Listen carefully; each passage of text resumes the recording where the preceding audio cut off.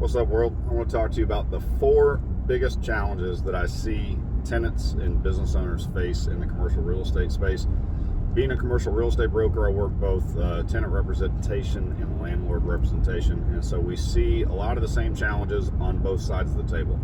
So for new businesses, restaurant startups, new franchisees, usually the number one issue is going to be undercapitalization and build out costs. So most businesses fail within the first couple of years just because they're not capitalized appropriately, or they didn't take into consideration what was going to be required or needed of them. So knowing that, most landlords are going to mandate that you're going to have a personal guarantee attached to your lease.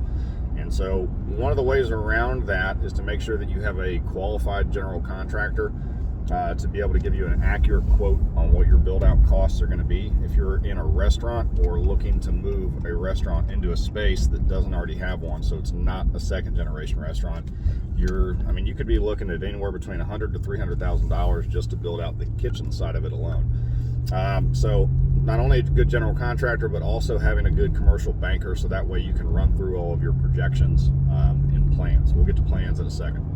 So number 2 is not having a business plan for your business. So any landlord that's reputable is going to require that you have put the forethought into your business that states, hey, these are our financial projections, this is what it's going to cost to operate my business, and all of those things. So if you have not done that, one of the best free resources that are out there here in the state of Georgia, the SBDC, Small Business Development Center, they're attached to the University of Georgia.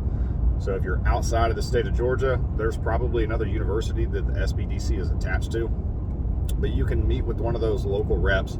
It's either free or very, very little cost associated to utilize their services, but they will help you from cradle to grave to develop a business plan and make sure that you have everything required, so that way you can potentially go pitch your business to an SBA lender and everything that they're going to require to be able to give you financing to be able to get your business off the ground. Now, through that process, the SBDC will give you a lot of different market data that maybe you didn't have access to. That will be extremely beneficial because it helps you come up with projections of not only fixed costs, but also for your specific industry as well. Number 3 is going to be getting locked into a long-term lease. So you might think, hey, if I can secure a lease somewhere and I can get 10 years, there's probably going to be some escalations annually built in. That's normal. However, I would caution you, as the tenant, restaurants usually don't have this problem, but retailers that start to grow, you will quickly find out after about year 2 or 3 if you're going to need more space. And so if you're locked into a long-term, say potentially 10-year lease, and you've already outgrown your space by year 2 or 3, you potentially have to pay to exit that lease, which can be very, very costly. So just be aware of that. While you might think it's a great idea, you could be limiting your growth potential on the backside. And number 4, permitting, zoning, and everything else that's required to operate your business inside of a space.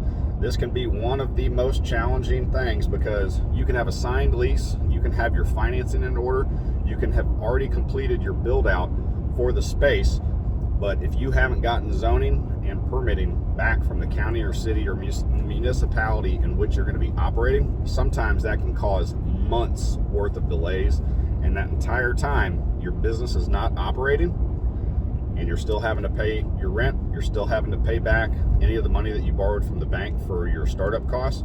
So while you might think it's a great idea and I'm super excited about this new space, that can be detrimental to your bank account if you don't make sure that you have all these things done in a timely manner.